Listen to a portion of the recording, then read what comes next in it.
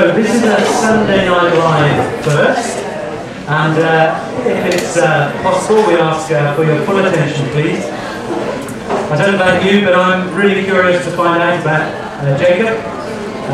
He's got a story to tell, I'm sure, and to help sort of get the story out, we have Captain Steve Smith from the Salvation Army. He's going to interview him. Have you done this sort of thing before, Steve? No, never at all. Okay, have you done this sort of thing before, Jake? No. So this is going to be brand new. So it's just going to be a great way to get Jacob's story across and to get some information. So I hope you go along with it. I hope you'll encourage them. But most of all, I hope you'll kind of listen if you're able. And without further ado, I'm going to hand you over to Jacob, as interviewed tonight by Steve Smith.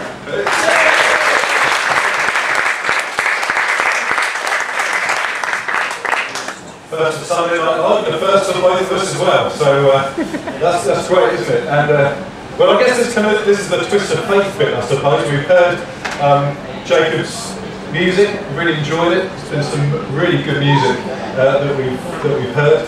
But Jacob's going to talk a little bit about his music, aren't you?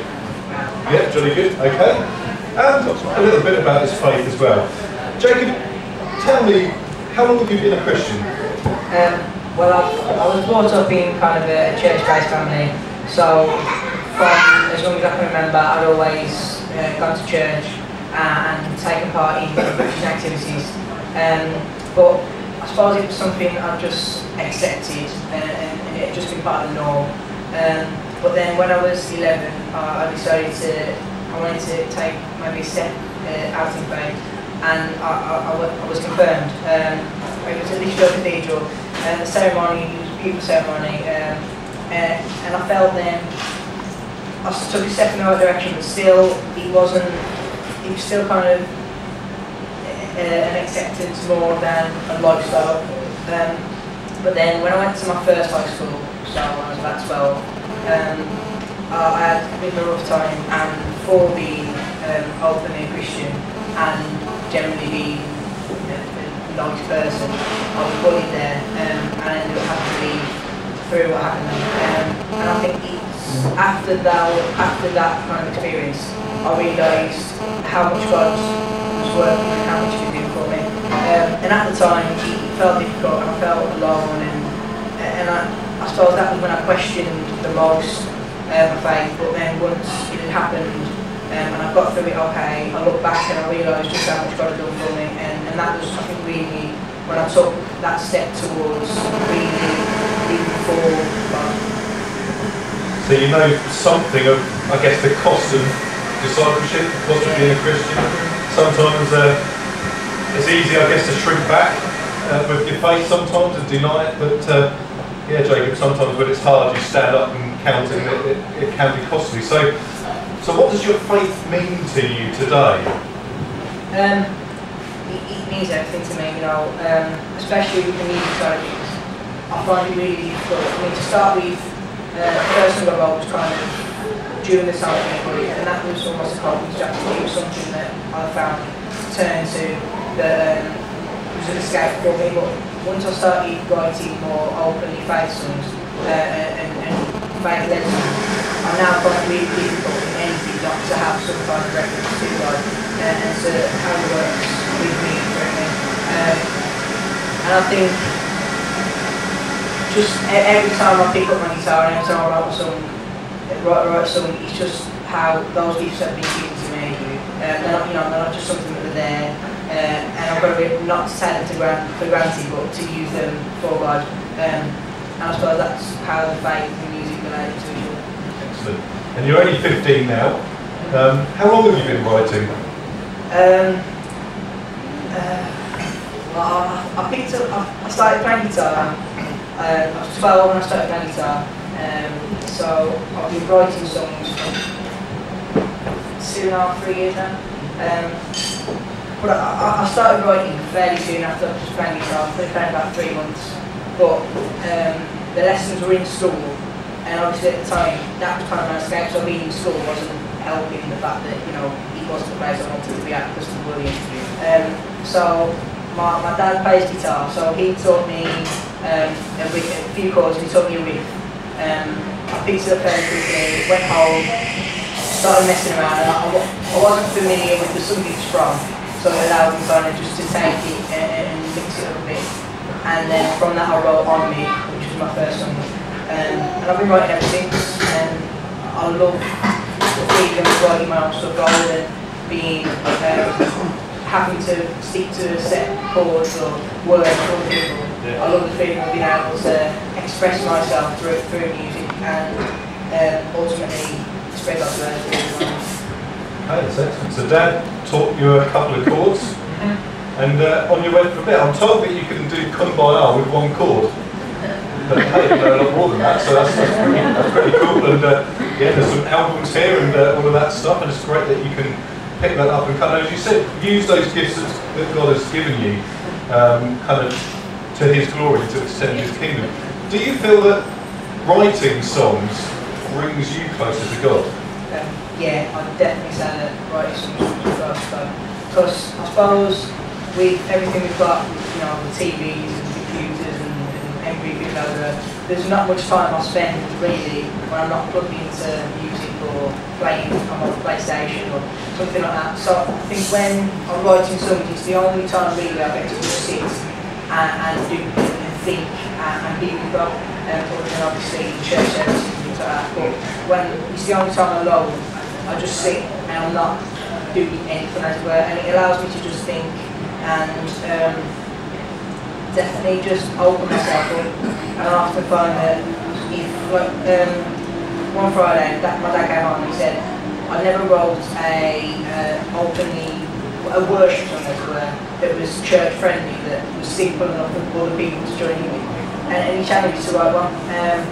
And I just found that within 10 minutes I've got words, I've got an idea or a structure. And things just started to come, and it just went from there. Within half an hour I got a full song. And I just found myself completely overcome. I couldn't stop laughing, I couldn't stop smiling. And something just filled me up, and I think that's definitely how it was supposed to go, in the way that I can open up and let Him speak through me. Yeah. So kind of a channel of what God is saying through you to other people. Definitely. Excellent. And some of the songs that you've written, I guess some people might say that there are kind of some negative things in there, some difficult things in there. Do you want to tell me a bit about sort of why that is and how God has kind of used that to communicate? As I say, with the bullying and things, and previous to that, when I was 7, my dad left and I walked out and lived with my mum as a single parent with me and my 2 little sisters. So obviously that was a difficult time, and we struggled through that things. So I've got a song about bullying and about that. And those were definitely times where I felt quite isolated and alone and kind of nowhere to turn to. And it's sometimes difficult to go and talk to parents or in the school situation, teachers, or other people. So I think music, I felt that I need that those. I kind of remembered how I felt, and I remembered, let me get my words out, sorry. And I felt that I needed to somehow give people in the same situation another alternative, something that they could, where they didn't need to feel embarrassed, they didn't need to feel alienated or isolated, but they could turn to something like a song. They could just sit in their bedroom and listen, and definitely the songs with maybe more negative storylines, definitely personal experiences that I've tried to maybe show how, yes, it gets bad, but it will get better, and kind of a reassurance to people who may be in the same situation or feel the same emotion.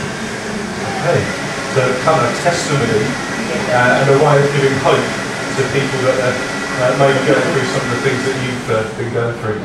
Jacob, I asked you a question just before we started this interview proper, but I'm going to ask it to you again because I want people here to hear the answer. Really, these days there's if you're watching telly at the moment, there's all these kind of shows to get people straight to the top, at the deep end of the music industry, and £1 million record deals, and all of that kind of stuff, and the fame and the fortune and all that comes with that. Is that something you're going to pursue? Obviously it's something that, you know, you start writing something, you think, oh, that'd be amazing. But no, because obviously the music industry, it's obviously quite a cut and throat industry. And as much as it would be lovely to have Bieber fever, I'm sure, it's just, I want all my songs to be faith-led and to have God's hand on them, because I feel that I've got, you know, stories to tell, and it's unfortunate that, you know, I actually sound like an old man, but in today's society, with the music and things, everything's kind of, for want of a better term, sex, drugs and rock and roll. It's all quite derogatory, and there's no kind of positive meaning to anything. And I definitely want my music to have, similar to the whole idea of Sunday Night Live, to be something there which is an alternative to the current, you know, pop scene, and something that's definitely faith-led, but something that's just positive, it's got a positive message, and that people can enjoy and just feel good. And that's excellent. I think that's an encouragement to all of us, that sometimes, you know, we can really kind of reach for the stars, and you've got what it takes to be able to do that, but actually you want to reach for heaven far more than reaching for the stars, and really see God work through you. As you do that, what is your hope as you communicate your testimony, your story, the gospel? What is your hope for your music? How do you want it to affect people? Well, definitely, like I said earlier about people having something to turn to.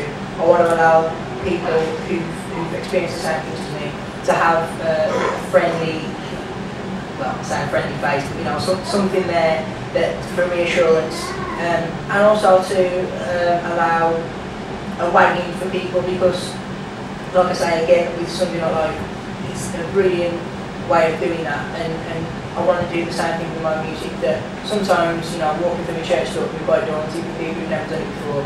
So with the music, it's something that people can relate to, but again, it's something that they can listen to and take something from. I had a friend at school who bought my album, and I was talking to him about it, and I asked him which one he liked the most, you know, which one he was listening to a lot, and he said, well, I can't get that Jesus one out of my head.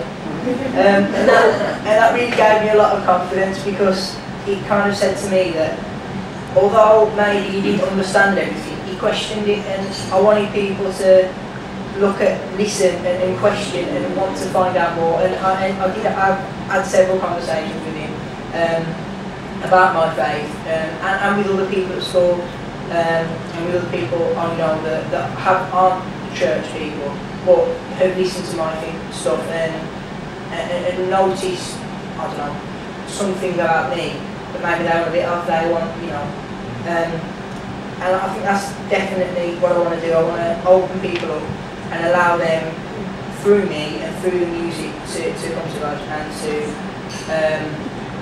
allow God into their lives. That's a pretty good kind of place to finish, I suppose, that in whatever we do, however we're trying to communicate our faith to a world that maybe just doesn't know God, or even perhaps isn't interested in God, anything we can do so that people can't get this Jesus thing out of their head, even if they're not quite looking for it.